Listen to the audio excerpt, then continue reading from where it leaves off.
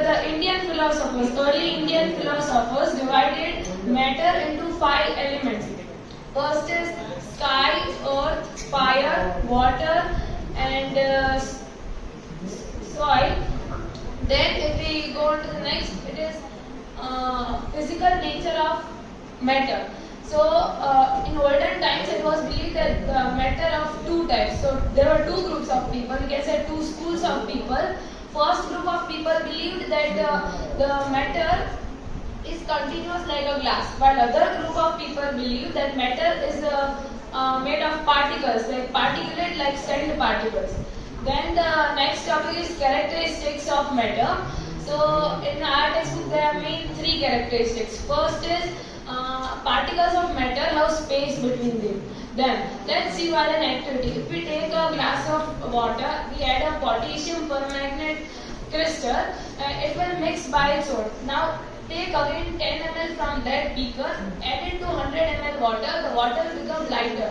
When we do this process, it goes on. So by this process we can say that the particles of potassium permanganate get into the particles of get into the two molecules of water between. They go into the between. The chemical equation of potassium permanganate is KnNO4. Then there are states of matter: solid, liquid, and gas. So first is solid. Now any solid substance, let's take an example: ice. It has a fixed volume, fixed shape, and we can say mass also fixed. It does not have very high compressibility. Now if we compress a solid, it can be compressed. If exceptions are there, they can be compressed. Most of the solids do not compress, they break. Then liquid. Liquid has fixed volume but not fixed shape. If we pour liquid into a container, it takes the shape of that. It has little more compressibility than solid. Then gas. Gas has very high compressibility. Like we can take example CNG. It is compressed natural gas. Gas does not have a fixed volume, not a fixed shape. If we put a small amount of gas in a large container, it will take the shape of that large container and its volume also enlarges. Then the topic is does the state of matter can change? Then one method is by applying the heat. So if we take ice at 0 degrees Celsius, it freezes. As soon as we take it out from the freezer, the kinetic energy of that increases.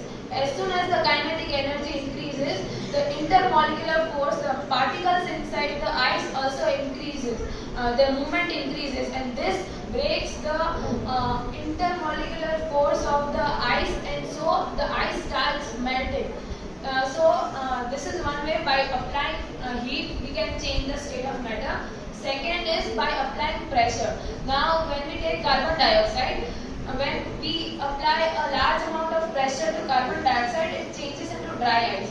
While at the state of dry ice, if I decrease 1 atmospheric pressure, it again changes back to liquid. It does not change it to solid, liquid. From solid to directly gas, it changes. Then evaporation. Evaporation has 4 factors. Jai Gurudev, we will part it here and then we will. Thank you.